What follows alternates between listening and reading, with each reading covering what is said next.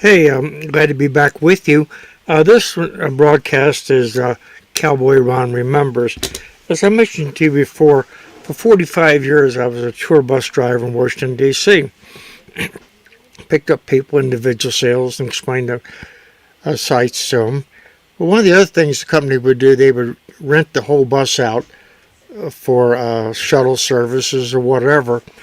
And I was assigned, as hundreds of other drivers were, to drive the Holocaust victims out to Laurel, Maryland, Capital Plaza, I believe.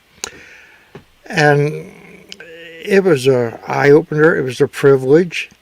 Now, my backdrop here shows one of the death camps.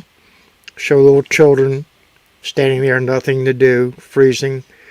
If you worked all day long, you got a potato soup in the mornings, potato soups in the evening.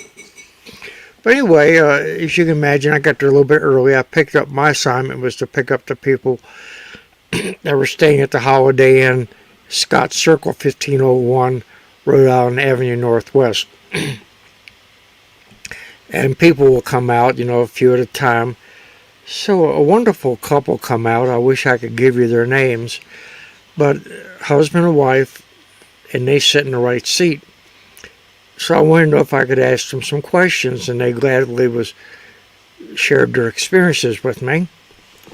And they had no bitterness, but they wanted the record to be set straight.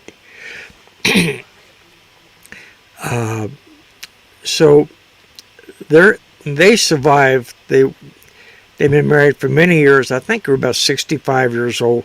And one of the things that struck me really, that when he would explain something, she looked at him, give him her undivided attention. When she was speaking, he did the same thing. Now, they had been in Russia, and what has saved her life is Russia had beaten the pants off of the Germans, and they were retreating as fast as they could. And what kept these people alive was they needed slave labor to build up bridges and put debris into streams so tanks could get over them. Now, can you imagine working in that bitter cold with a potato soup in the morning, potato soup in the evening, 14, 15 hours a day? But that's what kept them alive. And they explained to me that at nighttime, the Germans would take them to maybe a school, high school, grade school, and they would be they'd have to sleep all night long on their side, one person's stomach, the other person's back. All the classrooms were filled up, all the hallways were filled up, the restrooms were filled up, and 7, 8 people couldn't fit in there, even that. And they looked at me and they said, Ronnie, they would go outside and they would never come back. Okay? Also, you had to go all night long without going to the bathroom. If you couldn't hold it, you can imagine all that cold. Nobody can. Well, the few that couldn't hold it, but didn't want to relieve herself in their clothes, they'd go outside and they wouldn't come back. So now I wanted to know the whole story. I don't think the news media ever does a good job in giving us the whole story.